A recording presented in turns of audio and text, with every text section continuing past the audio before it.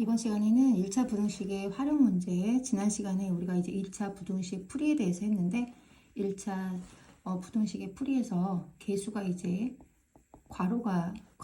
개수가 소수가 있거나 또는 분수가 있거나 또는 문제에 괄호가 있을 때 이 괄호를 분배 법칙을 이용해서 괄호를 열어준 다음에 그 다음에 이제 똑같이 소수나 분수 같은 경우는 소수점을 없애기 위해서 10의 거듭제곱을 곱해주는 거고 분수는 분모를 없애야 되니까 최소 공배수를 곱해주는 거고 괄호가 있는 건 분배를 해서 괄호를 열어줘야 되는 거잖아. 그렇게 해서 개수를 일단 정수로 만들어준 다음에 그 다음에 이제 똑같이 그치? x는 x 같은 1차 항은 좌변으로 보내는 거고 그 다음에 상수는 우변으로 보내는 거야. 이거는 등식하고도 똑같아. 그치? 여기까지는. 그런데 이제 x 앞에 있는 개수로 우리가 나누게 될 때 이 개수가 양수일 때는 등식하고 똑같이 하지만 음수일 때는 여기서부터가 이제 우리가 조심해야 되는 거지.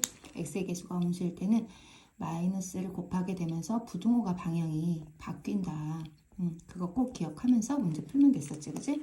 그래서 이제 오늘은 거기에 그렇게 해서 이제 부등식을 푸는데 우리가 부등식을 이제 활용은 문제를 내가 직접 만들어서 문제 뜻에 맞는 문제를 만들어서 그 부등식을 내가 풀고 확인까지 하는 거지, 그치? 그리고 활용 문제는 항상 답을 부등식으로 해서 답을 구하는 게 아니라 부등으로 답을 하는 게 아니라 문제 뜻에 맞는 답을 실제로 찾아야 된단 말이야, 그치? 그래서 그런 것들이 조금 어렵고 난해하게 느껴질 수가 있어서 자 거기까지 한번 정리를 한번 해보도록 하자.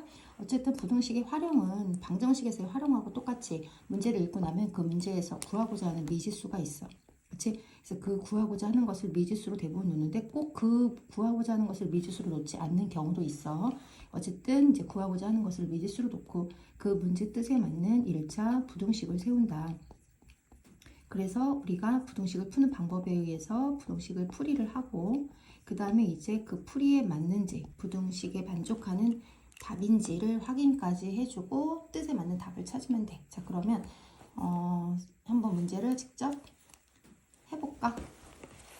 자, 선생님 책에 있는 문제를 한번 읽어보면서 한번 해볼게. 자, 어떤 문제가 있냐면 어떤 자연수의 3배에 9를 더한 수는 30보다 작다라고 할 때 가장 큰 수, 어떤 자연수 중 가장 큰 수를 구하시오. 이렇게 했어. 자, 그럼 우리가 어쨌든 지금 여기에서 모르는 것이 어떤 자연수잖아. 이 자연수를 구해야 그 문제 뜻에 맞는 가장 큰 수를 찾을 수 있으니까 어떤 자연수를 미지수 x로 놓자. 자, 그런 다음에 우리가 수학에서 의, 배는 곱하기라는 의미잖아. 그치? 그래서 x 어떤 자연수의 3배에 9를 더한 수는 30보다 그러니까 자른다니 끊어서 생각하면 돼. 3x 플러스 9 더한 수와 그 다음 30을 비교하면 작다. 30보다 작다. 누가 작다? 얘가 작다. 그 얘기는 30이 더 크다. 그러니까 이렇게 부등호를 하면 되겠지, 그치? 자, 는을 중심으로 자르면 된다는 얘기야. 그렇게 한다면 이제 x를 구하면 돼. 자, 그럼 어떻게? x는 좌변, 상수는 우변으로 이항을 시켜준다고 했지? 3x 30 플러스 9가 이항하면서 부호를 바꾸니까 마이너스 9. 3x는 21보다 작다. x는 양수기 때문에 부등호의 방향이 바뀌진 않겠네, 그치? 자, 그리고 7 이렇게 나왔어. 자, 그러면 수직선에 그릴 줄 알아야 좀 더 정확하게 헷갈리지 않게 할 수 있어. 7보다 작다. 그럼 이 범위에 들어가 있는 모든 자연수는 다 답이 될 수 있는데 그 답이 될 수 있는 것 중에 가장 큰 수. 자, 그러면 7은 여기가 는이 없기 때문에 7은 포함이 안 되지. 그래서 6, 5, 4, 3, 2, 1 자연수니까 이렇게 다 될 수 있지. 그 중에서 가장 큰 수는 뭐가 된다는 거야? 6이 된다는 거지. 그래서 답은 6이 되는 거야. 자, 이렇게 문제 뜻에 맞는 답까지 정확하게 써주면 돼. 그치? 해볼 수 있겠지, 그치? 물론 이 문제는 좀 쉬운 문제이긴 해. 자, 그 다음에 도형에 관련된 것도 굉장히 많이 나오니까 자, 도형에 관련된 것도 한번 해보면 좋을 것 같고 그 다음에 우리가 실제로 일상생활에서 문제를 우리가 생각할 수 있는 것들이 굉장히 많지. 부등식이나 방정식 같은 경우는 자, 특히 부등식은 그래. 한번 이 문제 한번 보자. 집 근처 자, 우리 집 근처 옷가게가 있다고 생각하자. 옷가게에 10,000원짜리 옷이 있어. 한 벌에 10,000원 하는 티셔츠가 있는데 이 티셔츠를 인터넷 쇼핑몰에서 사면 9,000원에 살 수 있더래. 그런데 인터넷 쇼핑몰에서 구입할 때는 배송비가 2,500원이 붙는데 그랬을 때 내가 몇 벌 이상 사면 인터넷 쇼핑몰을 이용하는 것이 더 유리하냐? 그러면 집 근처 가게에서 옷을 살 때 그리고 인터넷에서 살 때를 비교했을 때 누가 더 크면 집 근처 가게가 더 크면 내가 인터넷에서 배송비를 내더라도 사는 게 더 낫다는 거지. 근데 우리가 한 벌을 산다면 하나를 산다면 당연히 집 근처에서 사는 게 더 싸지. 그렇지만 우리가 여러 벌을 살 때는 분명히 인터넷으로 사는 게 더 유리할 수도 있단 말이야. 자, 이렇게 식을 세우면 돼. 그럼 집 근처에서 우리가 X벌에 옷을 티셔츠를 산다 생각하자. 그럼 1,000원짜리 X벌을 사는 거니까 1,000원짜리 X. 자, 이렇게 되면 집 근처에서 내가 옷을 살 때 필요한 돈이 되는 거지. 자, 그 다음에 인터넷에서 살 때는 9,000원 X개를 X벌을 9,000원 거기에 2,500원의 배송이. 자, 이렇게 돼. 이거를 이제 식으로 세우면 어떻게 될까? 그치? 자, 10,000X와 9,000X 플러스 2,500 했을 때 얘가 더 크면 우리가 당연히 인터넷에서 사는 것이 더 낫다는 얘기가 되겠지? 자, 식을 세웠어. 자, 그럼 이제 넘겨서 이항하면서 부호를 바꿔주면 되겠지? 10,000X 마이너스 9,000X는 2,500보다 크다. 자, 여기서 1,000X는 2,500보다 크다. X는 1,000이라는 양수로 나누는 거니까 부동의 방향이 바뀌지 않고 2.5 이렇게 되겠네. 자, 그러면 옷은 자를 수가 없는 거잖아. 2.5보다 크다 그러면 하얗게 하고 이렇게 된 거야. 그치? 하얀 거야.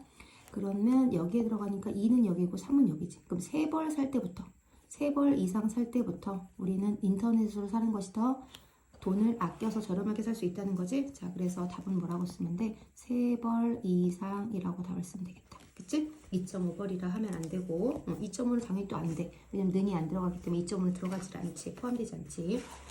자, 그래서 이런 문제도 우리가 접해 볼 수 있고 그 다음에 우리가 제일 많이 방정식과 부등식에서 나누는 게 뭐야? 우리 거리, 속력, 시간에 관한 거지. 그치?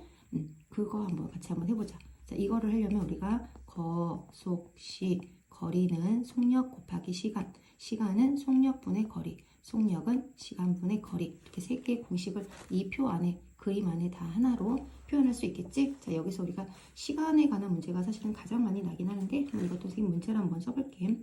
등산을 하는데 올라갈 때는 자, 올라갈 때는 시속 2km로 내려올 때는 시속 3km로 걸어서 5시간 이내에, 자, 이내는 이하라는 얘기야. 자, 이하로 등산을 마치려고 한다. 최대 몇 킬로미터까지 올라갔다가 내려올 수 있냐 이거지. 그치? 자, 그러면 표를 생각해도 되고 그림을 생각해도 돼. 자, 우리 등산하는 거니까 한번 생각해보자.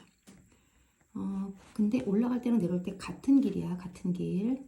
자, 그럼 선생님이 등산을 이렇게 산이 있는데 이 길로 올라갔다가 다시 똑같은 길로 내려온다고 생각하면 돼. 그치? 그럼 올라갈 때는 시속 2km, 내려올 때는 시속 4km로 왕복 5시간 이내의 시간이 걸린다. 그러면 우리가 갈 때의 시간 더하기 올 때 시간이 걸릴 거잖아. 그치? 갈 때 시간, 올 때 시간이 있을 건데 걔가 5시간 이내 합해서 5시간 이하가 되면 되겠지? 그럼 시간은 속력분의 거리니까 지금 최대 몇 킬로미터까지 했으니까 거리를 x로 놔야 돼. 그치? 그래서 여기 우리가 올라갔다 내려오는 그 거리를 x 킬로미터라고 놓으면 되겠지? 자, 그럼 식을 어떻게 세울 수 있냐면 시간은 속력분의 거리니까 올라갈 때 속력 2분의 거리 x 더하기 내려올 때 속력 3분의 거리 x 더해서 5 이하.